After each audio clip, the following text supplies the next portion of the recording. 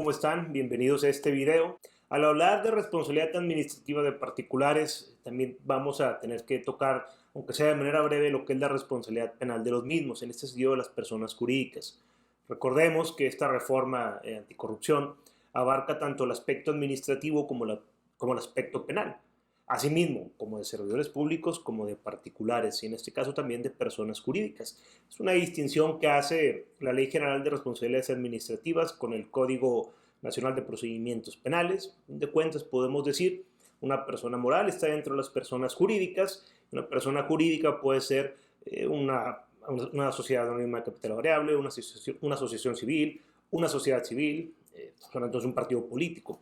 En general, conforme a la Ley General de Sociedades Mercantiles y cualquier otra normativa. Pero bueno, como les comentaba, nos vamos a enfocar en la responsabilidad administrativa y penal. Comenzando con la Ley General de Responsabilidades Administrativas. Bueno, la Ley General de Responsabilidades Administrativas entró en vigor en el 2017. Estamos en el 2022, 18, 19, 20, 21, 22. Ya son 5 años en que entró en vigor la ley.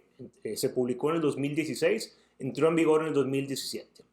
Sí traía mecanismos como la creación de, bueno, esto en el artículo 109 constitucional de la autoridad investigadora, sustanciadora y resolutora, pero sobre todo algo muy importante es la responsabilidad administrativa de los particulares, como lo comentábamos que también existe en materia penal. Un aspecto que realmente no ha sido abordado, no ha sido, vamos a poner la palabra, atacado por las autoridades, tanto penales o administrativas, para poder contar con una herramienta para la prevención de la corrupción o para el castigo de aquellos que incurran en ilícitos administrativos o penales, o penales, porque puede pasar en faltas administrativas graves que se transforman en delitos por hechos de corrupción.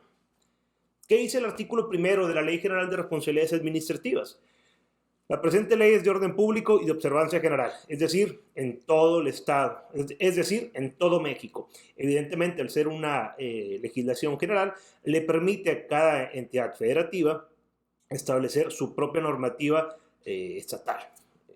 En el sentido de lo que vamos a ver de particulares, dentro de los objetos de la ley se encuentra el de establecer las responsabilidades administrativas, sanciones aplicables, que correspondan a los particulares vinculados con faltas administrativas graves, así como los procedimientos para su aplicación. Ya en el apartado de quienes se encuentran sujetos a esta ley, evidentemente los particulares, como lo establece su artículo 4. A grosso modo, ¿cómo es el procedimiento de responsabilidades administrativas en contra de un particular? Veámoslo. Primero, todo inicia con una investigación. La autoridad investigadora tiene conocimiento de la noticia criminal, ya sea por una denuncia, ya sea que lo inició de oficio, o bien derivado de una auditoría de un ente fiscalizador, o vaya, derivado de una auditoría. Posteriormente, si la autoridad investigadora considera que hay elementos para una presunta falta administrativa, elabora el informe de presunta responsabilidad administrativa. Previamente califica la falta como grave.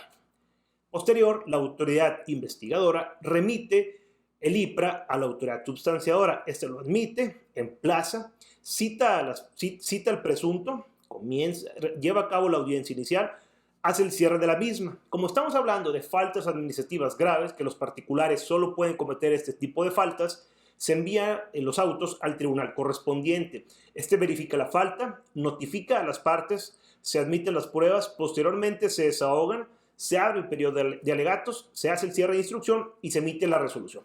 De manera rápida conocemos el procedimiento de responsabilidades administrativas en contra de particulares, que estos solo pueden cometer faltas administrativas graves. Ahora bien, es el artículo 24 que establece cómo pueden ser sujetas a responsabilidad las personas morales. ¿Qué nos dice este artículo?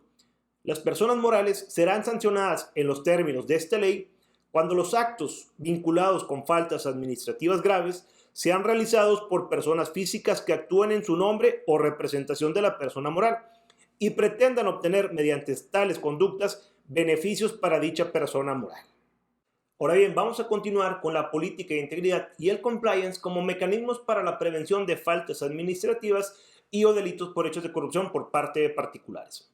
Lo hemos comentado, que ya existe la responsabilidad administrativa y penal de las empresas, pero eso no es todo lo que realmente esta reforma en materia anticorrupción nos viene a establecer, sino también la posibilidad de que al interior de nuestras organizaciones podamos establecer para prevenir cualquier falta administrativa y o delito por hecho de corrupción, mecanismos de prevención. Esto en el artículo 25 de la Ley General de Responsabilidades Administrativas y el artículo 421 del Código Nacional de Procedimientos Penales. ¿Qué nos dicen estos artículos?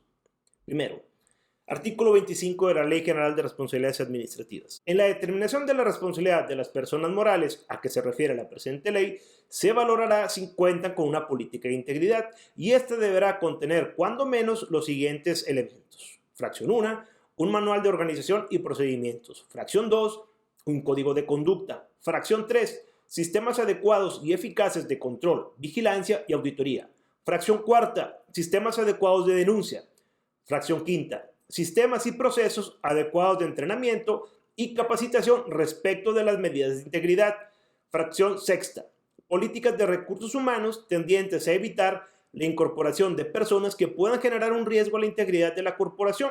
Y por último, fracción 7, mecanismos que aseguren en todo momento la transparencia y publicidad de sus intereses. Y esto se lo repito, en caso de que un particular vaya a ser sancionado, para la imposición de su sanción se tendrá que valorar si cuenta con estos elementos. Asimismo, el artículo 421 del Código Nacional de Procedimientos Penales establece que las personas jurídicas serán penalmente responsables de los delitos cometidos a su nombre, por su cuenta, en su beneficio o a través de los medios que ellas proporcionen, cuando se haya determinado que además existió inobservancia del debido control en su organización. Muy similar a lo que establece el artículo 24 de la Ley General de Responsabilidades Administrativas. Se lo repito, esto es una consecuencia del nuevo sistema nacional anticorrupción. No nada más es castigar, sino también permitir a las empresas que al interior se autorregulen. Ahora bien, ¿qué va a pasar en el caso de un juzgador o de una autoridad administrativa que tenga a la mano estas políticas de integridad? ¿Con base a qué lo va a determinar? ¿Cómo saber, le aplico la sanción? ¿Cómo se la aplico? ¿Cómo voy a ponderar esta política de integridad? O bien, ¿cómo voy a poder eximirle de la responsabilidad penal si demuestra un debido control al interior de su organización? Bueno, existe la norma oficial mexicana NMX CC 19600 y MNC 2017, que lleva por título Sistema de Gestión del Cumplimiento, la cual es un símil, por así llamarlo, de la norma ISO 19600, la norma que establece los sistemas de cumplimiento al interior de una organización.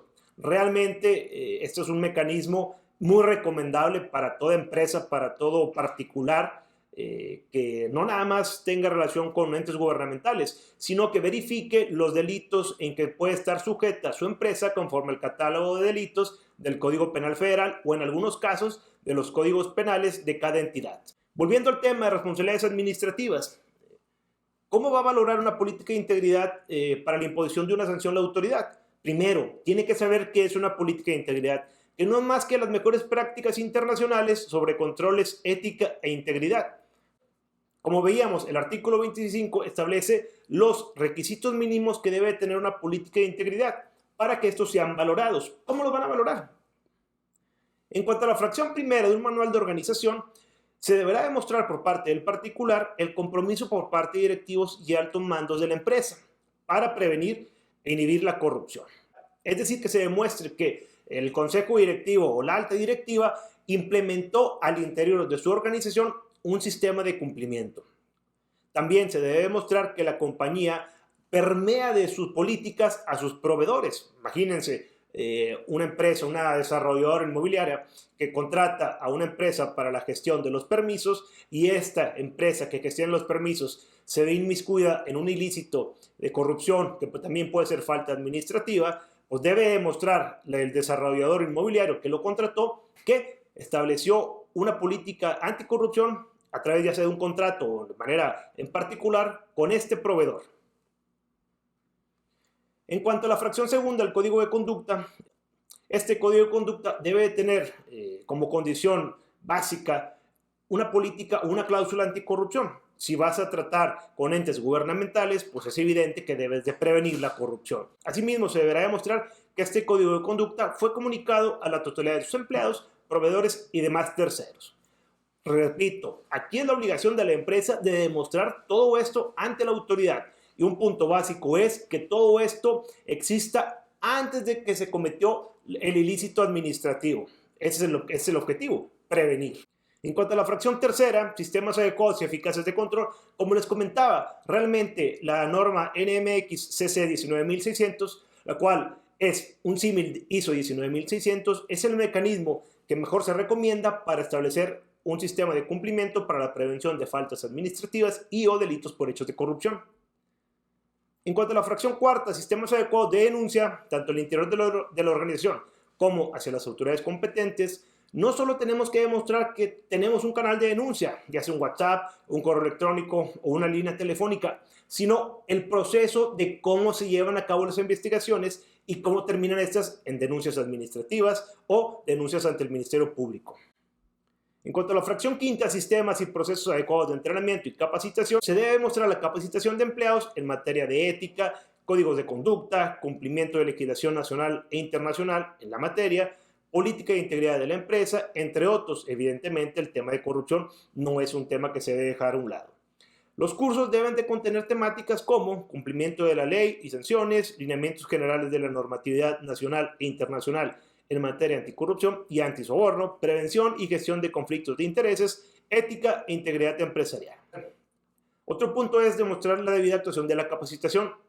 Una recomendación es que sea un agente capacitador externo que capacite a sus trabajadores en las materias de corrupción, prevención de faltas administrativas y o delitos por hechos de corrupción, ya que estos están dados de alta ante la Secretaría de Trabajo y Previsión Social y cumples con la obligación laboral y con la política de integridad de tener a tu personal debidamente capacitado. En cuanto a la fracción sexta, políticas de recursos humanos, a grosso modo, estas deberán abarcar aspectos tales como las vacantes, la selección de candidatos, procesos de entrevista, exámenes y controles de confianza, no discriminación, etc. En cuanto a la fracción séptima, es recomendable hacer uso del sistema del manifiesto de vínculos y relaciones de particulares con servidores públicos, en el cual es un sistema a través del cual va a señalar el particular a las personas que van a participar en procedimientos de contrataciones públicas, trámite de licencias, permisos, autorizaciones y o concesiones y que tienen vínculos y relaciones con servidores públicos de alto nivel o con quien intervienen los referidos procedimientos. Y evidentemente otro punto es publicar o dar a conocer la política de integridad de la empresa en su portal de internet. Pero bueno, ahora bien, ya vimos cuáles son los mecanismos de prevención de faltas administrativas y o delitos por hechos de corrupción. Ahora vamos a ver cuáles son las faltas administrativas que puede cometer un particular. El artículo 65 de la Ley General de Responsabilidades Administrativas establece que los actos de particulares previstos en el presente capítulo se considerarán vinculados a faltas administrativas graves.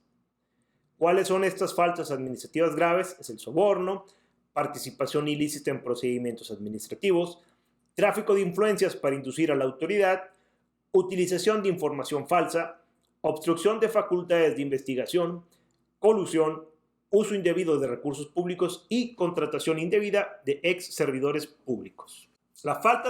¿En qué consisten estas faltas administrativas graves? Bueno, el soborno consiste en prometer, ofrecer o entregar cualquier beneficio indebido a una o varias personas con cargo público a cambio de que realicen o se abstengan de realizar un acto relacionado con sus funciones o con las de otra u otro servidor público, o bien abusen de su influencia real o supuesta, con el propósito de obtener o mantener para sí o para una tercera persona un beneficio o ventaja con independencia de la aceptación o recepción del beneficio o del resultado obtenido. En cuanto a la participación ilícita en procedimientos administrativos, es realizar actos u omisiones para participar en los mismos, no obstante que por disposición de ley o resolución de autoridad competente tenga impedimento o inhabilitación para ello. También se considera participación ilícita cuando como particular intervenga en nombre propio, pero en interés de otra u otras personas que se encuentren impedidas o inhabilitadas. Esto con la finalidad de que esta o estas últimas obtengan total o parcialmente los beneficios derivados de dichos procedimientos. En cuanto a la falta administrativa grave de tráfico de influencias para inducir a la autoridad, es usar influencia, poder económico o político real o ficticio sobre cualquier servidor público, con el propósito de obtener para sí o para una tercera persona un beneficio o ventaja, o para causar perjuicio a alguna persona o al servicio público, con independencia de la aceptación del servidor o de los servidores públicos o del resultado obtenido. En cuanto a la falta administrativa grave de utilización de información falsa, es presentar documentación o información falsa, alterada, o que simule el cumplimiento de requisitos o reglas establecidos en los procedimientos administrativos. Esto con el propósito de lograr una autorización, un beneficio, una ventaja o de perjudicar a persona alguna. En cuanto a la falta administrativa grave de obstrucción de facultades de investigación, es quien teniendo información vinculada con una investigación de faltas administrativas, proporciona información falsa, retrase deliberada e injustificadamente la entrega de la misma, o no dé respuesta alguna a los requerimientos o resoluciones de autoridades investigadoras, sustanciadoras o resolutoras. Esto siempre y cuando le hayan sido impuestas previamente medidas de apremio conforme a las disposiciones aplicables. En cuanto a la falta administrativa grave de colusión por particulares, es cuando ejecutan con uno o más particulares en materia de contrataciones públicas acciones que impliquen o tengan por objeto o efecto obtener un beneficio o ventaja indebidos en las contrataciones públicas. También se va a considerar colusión cuando particulares acuerden o celebren contratos, convenios, arreglos o combinaciones entre competidoras o competidores cuyo objeto o efecto sea obtener un beneficio indebido u ocasionar un daño a la hacienda pública o al patrimonio de los entes públicos. Cuando la infracción se hubiera realizado a través de algún intermediario con el propósito de que el particular obtenga algún beneficio o ventaja en la contratación pública de que se trate, ambos serán sancionados en términos de esta ley. En cuanto a la falta administrativa grave de uso indebido de recursos públicos, es el particular que realiza actos mediante los cuales se apropie, haga uso indebido o desvíe del objeto para el que estén previstos los recursos públicos, sean materiales, humanos o financieros, cuando por cualquier circunstancia éste los maneje, reciba, administra o tenga acceso a estos recursos.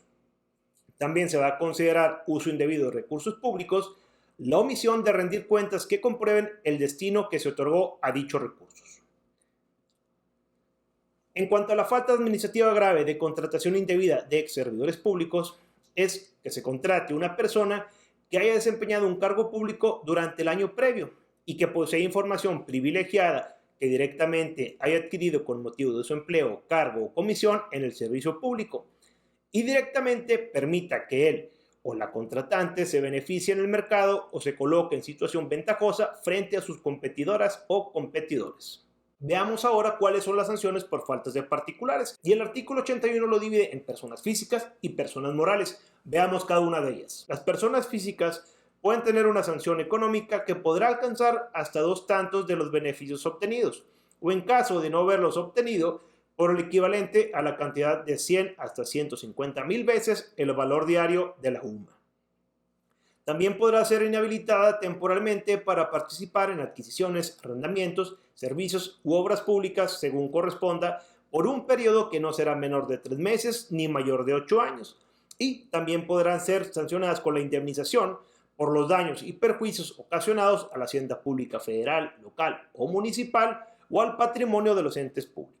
Ahora bien, en cuanto a las personas morales, estas también pueden ser sancionadas económicamente, también podrán ser inhabilitadas temporalmente y se les podrá suspender de actividades por un periodo que no será menor de 3 meses ni mayor de 3 años, la cual consistirá en detener, diferir o privar temporalmente a los particulares de sus actividades comerciales, económicas, contractuales o de negocios por estar vinculados a faltas administrativas graves previstas en esta ley. Asimismo, se podrá disolver la sociedad respectiva, lo cual consiste en la pérdida de la capacidad legal de una persona moral para el cumplimiento del fin por el cual fue creada por orden jurisdiccional y como consecuencia de la comisión, vinculación, participación y relación con una falta administrativa grave. Y por último, también estas podrán ser castigadas con la indemnización por los daños y perjuicios ocasionados a la hacienda pública federal, local o municipal o al patrimonio de los entes públicos.